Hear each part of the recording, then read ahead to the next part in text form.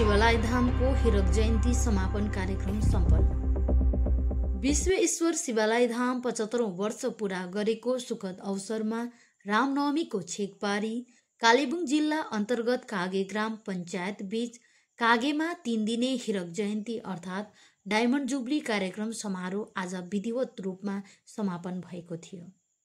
आजको यस समापन कार्यक्रम समारोहमा प्रमुख अतिथिको रूपमा यस क्षेत्रका सभासद कुमार शर्मा रहेका थिए भने कार्यक्रम अध्यक्षको रूपमा राजकुमार प्रधान रहेका थिए। अतिथिको रूपमा पञ्चायत समिति सदस्य विकास राई, मायादेवी तिवारी, भीमराज सुवेदी, मनमाया सुवेदी आदिको उपस्थिति रहेको थियो। यस समापन कार्यक्रम समारोहमा विभिन्न सांस्कृतिक लोक नृत्य र भजन नृत्य प्रस्तुत गर्नका साथै गीतहरूको पनि प्रस्तुति रहेको थियो। विश्व ईश्वर शिवालय धाम विक्रम सम्वत 2003 सालमा सम्पूर्ण बीच कागेका गाउँलेहरूको परिकल्पना र अभिलाषामा निर्माण गरेका थिए। सो मन्दिर निर्माणका निम्ति आवश्यक जमिन स्वर्गीय मनबहादुर सतेलले दिएका थिए। त्यसै भूमिमा विक्रम सम्वत 2003 सालमा एउटा सानो काठको मन्दिर निर्माण गरेका थिए। मन्दिर निर्माण पूर्व गाउँलेहरूले शान्ति स्थापना गर्नका निम्ति उत्तरवाहिनी मुक्ति नदीको किनारमा पूजा आराधना गरेका थिए। सो लघु पूजाबाट बाँचेको रकमले गाउँलेहरूले परिकल्पना गरेको विश्व ईश्वर शिवालय धामको स्थापना गरेका थिए। सोही मन्दिर आज 75औं वर्ष पूरा गरेको सुखद उपलक्ष्यमा हीरक जयन्ती अर्थात् डायमन्ड जुब्ली पालन गरेका थिए। विश्व ईश्वर शिवालय धाम निर्माण समितिको संस्थापक सदस्यहरू स्वर्गीय मनबहादुर सतेल जमिनदाता, स्वर्गीय भीमबहादुर प्रधान, स्वर्गीय खड्कबहादुर तिवारी, स्वर्गीय टीकाराम पोखरेल, मन्दिर पुजारी स्वर्गीय धनराज तिवारी, स्वर्गीय टीका भक्त खतिवाडा, स्वर्गीय भैरव सिंह बुढाथोकी, स्वर्गीय चन्द्रवीर थापा, स्वर्गीय धनवीर कार्की र शेखरनाथ खतिवडा रहेका थिए भने जसमध्ये शेखर खतिवडा आज जीवित रहेका छन्, जसलाई आयोजक समितिले पहिलो दिनको कार्यक्रममा सम्मान गरेका थिए। वर्तमान धाम सञ्चालन समितिमा गंगाराम थापा सभापति, मोहन प्रसाद शर्मा पुजारी, भोलानाथ सुवेदी, तिलक थापा, भेषराज दावाडी, वीरबहादुर सुवेदी, लालबहादुर सुवेदी, श्याम कुमार थापा, यादु कुमार तिवारी, संजोग सुवेदी, ओमनाथ तिवारी, गोपाल तिवारी, प्रणाम राई रहेका छन्। हामी सम्पूर्ण बीच कागेका गाउँले लगायत वरिपरिका सम्पूर्ण महानुभाव मिली यस हीरक जयन्ती कार्यक्रम समारोह अत्यन्तै भव्यताका साथ सफल गर्न सक्यौं र सम्पूर्ण गाउँले साथै सहयोगी मनहरूप्रति हार्दिक आभार व्यक्त गर्दै आयोजक समितिको पक्षमा लालबहादुर सुवेदीले आजको यस हीरक जयन्ती समापन कार्यक्रममा विभिन्न रङ कार्यक्रमका साथ सम्पन्न भएको थियो भने कार्यक्रमको सञ्चालन श्याम कुमार थापाले गरेका थिए। श्री विश्वेश्वर शिवालय धाम प्रभुको चरणमा नमन गर्दै है म यो विश्वेश्वर शिवालय धाम विषय लिएर के भन्न चाहन्छु भने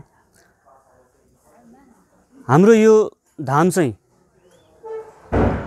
सर्वप्रथम त हाम्रो शिरमा स्थापित छ अनि धेरै एउटा पुरानो हाम्रो यो सम्पत्ति हाम्रो पूर्वजहरूले हामीलाई छोडिराखेको एउटा धन र यसको अलिकति ऐतिहासिक जानकारी म हजुरलाई यहाँ सेयर गर्न चाहन्छु।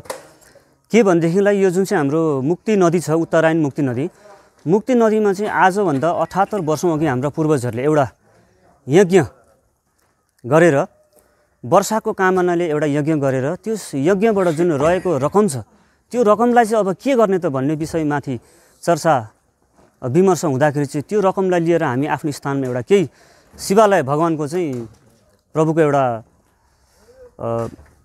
स्थापना गरौँ भन्ने हाम्रा पूर्वजहरूको जमर्कोले चाहिँ यो आज हाम्रो शिवालय धाम चाहिँ अस्तित्वमा आएको छ र विक्रम सम्वत 2003 मा चाहिँ यो लघु भयो खोलामा र त्यसको लगत्तै अर्को साल विक्रम सम्वत 2004 चैतमा चाहिँ लघुको अर्को साल चाहिँ हाम्रो विश्वेश्वर शिवालय धाम मन्दिर चाहिँ अस्तित्वमा आयो र यसरी अब मन्दिर अस्तित्वमा आएपछि चाहिँ अब यसको लागि जमिन कसले दिने के भन्ने चर्चामाथि हाम्रा स्वर्गीय मनबहादुर सत्येल जो हुनुहुन्थ्यो हाम्रो पूर्वज, उहाँले 1 एकड़ 73 डेसिमल जमिन प्रदान गरेर यो मन्दिरलाई यहाँ खडा गर्नुभयो र तत्पश्चात पछि गएर त्यस मन्दिरलाई फेरि हामीले पूर्व और त्यसलाई विकसित गर्दै फेरि एउटा यही अहिलेको वर्तमान स्थानमा फेरि एउटा भव्य मन्दिर निर्माण भयो र त्यो मन्दिर चाहिँ 2065-66 सम्म चाहिँ त्यही मन्दिर चलेर आयो। त्यही मन्दिर भवन र विक्रमसम्म 2065-66 तिर आएर चाहिँ यस मन्दिरलाई पूर्ण रूपले पुरानो मन्दिरलाई चाहिँ विघटन गरेर नयाँ वैज्ञानिक ढङ्गमा अहिले जो आज स्थापित छ र यो मन्दिरलाई हामीले यसरी बनाएर आजसम्म सञ्चालन भएर आइरहेको छ र हाम्रो आज समापन भयो र सुरुदेखि हामीले प्रथम दिन पनि हामीले राम्रोसँगले मनायौँ। जति पनि हाम्रो आमन्त्रितहरू आउनुभयो उहाँहरू बसेर हाम्रो निमन्त्रणालाई स्वीकारेर आउनुभयो, खुसी साथ जानुभयो र गाउँघरका भाइ बहिनीहरू जति पनि सबैजनाले राम्रोसँगले खटेर उयो गर्नुभयो। र त्योभन्दा अगाडि 2 दिन अघिदेखि हाम्रो यहाँनिर लघु सुरु भएको थियो। 4 तारिकदेखि त्यो यहाँ हाम्रो गुरुजीहरूले पुरा सम्पन्न गरेर जानुहुँदै थियो र त्यसको साथसाथमा दोस्रो दिन पनि हामीले राम्रोसँगले कार्यक्रमहरू राम्रोसँगले गरेर गयौँ। अन्तिम दिन थियो आज हाम्रो यहाँनिर हवन पनि भयो। सबैजनाले बिहान अबदेखि आएर यहाँ खटिदिनु भयो। हाम्रो भाइ बहिनीहरू जति पनि सबैले आफ्नो आफ्नो कर्तव्य निभाएर जति पनि आफ्नो आफ्नो जिम्मेवारी निभाएर काम गर्नुभयो। यसमा म एकदम खुसी छु। अनि हाम्रो जति पनि हाम्रो आयोजक समितिबाट उहाँहरू सबैलाई धन्यवाद। अनि गुरुजनप्रति पनि हामी एकदम आभारी छौँ। उहाँहरूले आफ्नो सुरुदेखिको 4 तारिकदेखिको कार्यक्रमहरू सबै सफलीभूत बनाएर आजको दिन सफल भयो। 77 वर्ष बितिसकेको यो पौराणिक मन्दिरलाई हामीले आज 75 वर्षको पर्व चाहिँ आज मनाइरहेछौँ। किनभनेदेखि हामीलाई यो कतिवटा कार्यहरूले गर्दाखेरि बाधा विघ्न भए पनि हाम्रो समाजमा नआए पनि यो चाहिँ 75 वर्षको कार्यक्रम चाहिँ 77 वर्षमा किन गर्नु पर्यो भन्दाखेरि चाहिँ अब त्यो बेला हामीले अब गर्नु सक्यौँ न। अगाडिको 2 साल अगाडि हामीले यो कार्यक्रम हामीले गर्नु सक्यौँ न र त्यस कार्यक्रमलाई आज हामीले यहाँसम्म सफलीभूत गर्नु पाएकोमा हामी सबैजना खुसी छौँ। हामी अब यो मन्दिरलाई अब फेरि अब यस्तै प्रकारले हामीले बढाएर लानुपर्छ। हामी सायद अब यसको अब सेन्चुरी एउटा 100 वर्षको हामी मनाउन सकौँला नसकौँला, तर यो आजको यो जुन चाहिँ कार्यक्रमले अब आउँदो भाइ बहिनीहरूले पनि सिकेर जाओस्, सुनेर अब यो सबै कुराहरू देखेर गएर अब यसरी मनाउनु पर्ने रहेछ। आउँदो सेन्चुरी पनि हामीले यस्तो प्रकारले योभन्दा भव्य रूपले मनाउनु पर्छ भन्ने उहाँहरूकोमा ज्ञान होस्। धन्यवाद।